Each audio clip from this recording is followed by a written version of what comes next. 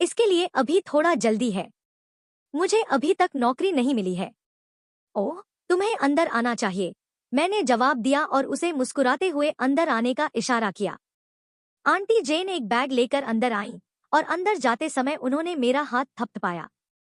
मैंने उनके पीछे दरवाजा बंद किया और उन्हें सोफे पर बैठने का इशारा किया। हमारा अपार्टमेंट छोटा था, इसलिए मेहमानों का स्वागत करने के लिए ज्यादा जगह नहीं थी। यही वजह थी कि हम शायद ही कभी किसी को आमंत्रित करते थे। आंटी जेन एक अपवाद थी, क्योंकि मेरी माँ के लिए वे हर तरह से एक बड़ी बहन की तरह थी और मेरे लिए वे मेरी दूसरी माँ की तरह थी। जब मैं छोटा था और मेरी माँ काम पर बाहर जाती थी, तो वे मुझ पर नजर रखने में मदद करती थी, क्योंकि वे मेरे बगल में ही रहती हैं। आंटी जेन अकेली रहती हैं और उनके अपने बच्चे नहीं हैं, इसलिए यह बिल्कुल स्वाभाविक था कि हम जल्दी ही एक दूसरे के लिए परिवार की तरह बन गए। खाना तैयार है, मेरी माँ ने रसोई से बिल्कुल सही समय पर आवाज लगाई। मैं मदद करूंगी, मैंने वापस पुकारा और प्लेटें उठाने में मदद करने के लिए जल्दी से रसोई में चली गई। मेरी माँ ने जोश से पूछा, क्या जेन अभी तक यहाँ नहीं आई? यह स्पष्ट था कि वह बहुत अच्छे मूड में थी। हाँ, वह अभी अभी आई है, मैंने सहजता से उत्तर दिया और अपनी माँ को खाना लाने में मदद की। मोनिका, आपके खाने की खुशबू हमेशा की तरह बहुत अच्छी है। मैं आपकी प्यारी बेटी को व्यक्तिगत रूप से बधाई देने आई हूँ। मुझे बहुत गर्व है। मैं बहुत खुश हूँ, आंटी जेन ने खुशी से हाथ मिलाते हुए कहा। एक बार जब हम सब खाने की मेज पर बैठ गए, तो हम तीनों ने साथ में खाना खाते हुए बातें की। ऐसे पलों में मुझे लगता है कि जीवन की तमाम कठिनाइयों के बावजूद मैं वास्तव में काफी भाग्यशाली हूँ। हम गरीब थे, लेकिन हम काफी खुश थे। मेरे पास ये दो अद्भुत महिलाएं हैं, जिन्हें मैं अपना परिवार मानता हूँ। ओह, मैं तो लगभग भूल ही गई थी। ये जूते मैं इसलिए लाई हूँ ताकि तुम इन्हें अपने इंटरव्यू में पहन सको। तुम्हारे पास औपचारिक चमड़े के जूते नहीं हैं, है न? आंटी जेन ने कहा और मुझे जूतों का डिब्बा थमा दिया जिसे उन्होंने पहले अपने बैग से निकाला था। ओह वाह, बहुत बहुत धन्यवाद, मैंने सच्ची मुस्कान के साथ जवाब दिया। वह सही थी। मुझे अभी तक यह तय नहीं हुआ है कि इंटरव्यू के लिए क्या पहनना है और मेरे पास इस अवसर के लिए उचित जूते भी नहीं थे। हम कुछ खरीद सकते थे, लेकिन हमेशा की तरह इस महीने बजट थोड़ा तंग था। वे नए या कुछ भी नहीं हैं, लेकिन वे मेरे हैं और अभी भी बहुत अच्छी स्थिति में हैं। आपको उन्हें पहनकर देखना चाहिए। मुझे लगता है कि हम लगभग एक ही साइज के हैं, आंटी जेन ने कहा। धन्यवाद, मैं उन्हें पहनकर देखूंगा। वे ठीक से फिट होने चाहिए, कोई चिंता नहीं। आप हमेशा की तरह जीवन रक्षक हैं, मैंने एक चमकदार मुस्कान के साथ कहा। अब मुझे बस कुछ उपयुक्त काम के कपड़े ढूंढने की जरूरत है। एक साधारण सफेद शर्ट, काली स्कर्ट और उससे मेल खाता सूट ठीक रहेगा।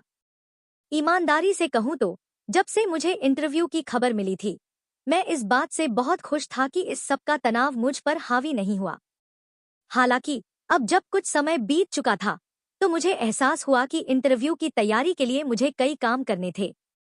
मुझे इंटरव्यू की तैयारी के अलावा सही कपड़े, जूते और मेकअप भी करना था। मैंने अपनी माँ के हाथ का बना हुआ और अधिक खाना मुंह में डालने से पहले एक गहरी सांस ली। मैं यह कर सकता है। उस रात बाद में मैं अपने बिस्तर पर लेटा हुआ था और लैंप जलाकर साक्षात्कार के निमंत्रण पत्र की सामग्री को विस्तार से पढ़ रहा था।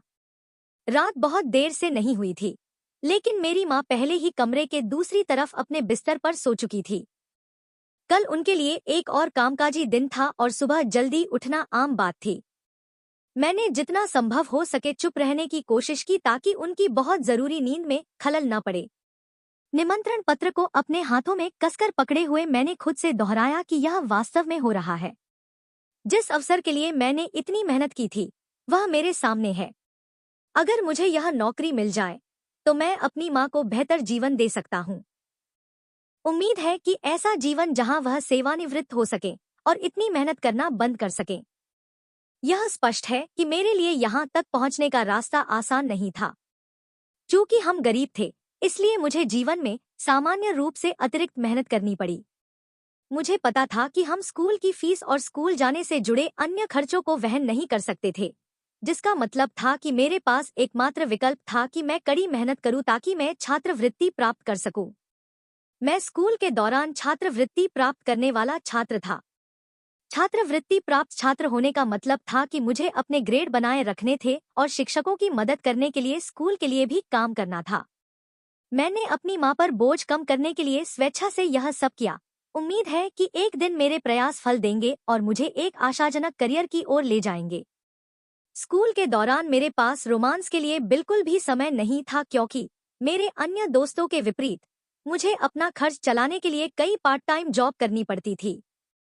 मैं स्कूल के बाद और सप्ताहांत में पार्ट टाइम जॉब करता था। अपनी पार्ट टाइम जॉब के बाद मैं देर रात तक पढ़ाई करता था ताकि मैं अपने ग्रेड को छात्रवृत्ति आवश्यकताओं से ऊपर रख सकूं। मुझे विश्वास था कि अगर मैं कड़ी मेहनत करता हूं और अपना प्रयास समर्पित करता हूं, तो मैं एक दिन अपनी मां की मदद करने में सफल हो जाऊंगा। मैंने अपने हाई स्कूल के दिनों में कुछ लड़कों के साथ डेटिंग शुरू की थी, लेकिन उनमें से कोई भी रिश्ता लंबे समय तक नहीं चला और यही बात यूनिवर्सिटी में भी हुई। मुझे अपना खर्च चलाने के लिए कई पार्ट टाइम जॉब करनी पड़ी और मेरे पास अपने बॉयफ्रेंड के साथ बिताने के लिए समय नहीं था। अंत में उनमें से ज्यादातर ने मुझसे रिश्ता तोड़ लिया या किसी दूसरी लड़की के साथ धोखा किया जिसके पास उनके लिए ज्यादा समय था। एक समय पर मुझे लगने लगा कि मेरे साथ कुछ गड़बड़ है।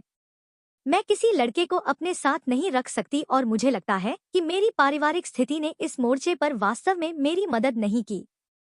जब मैं विश्वविद्यालय के अपने अंतिम वर्ष में थी, तब तक मैं इतने सारे लोगों के साथ डेटिंग और सो चुकी थी, लेकिन किसी भी वास्तविक रिश्ते में सफलता नहीं मिली थी।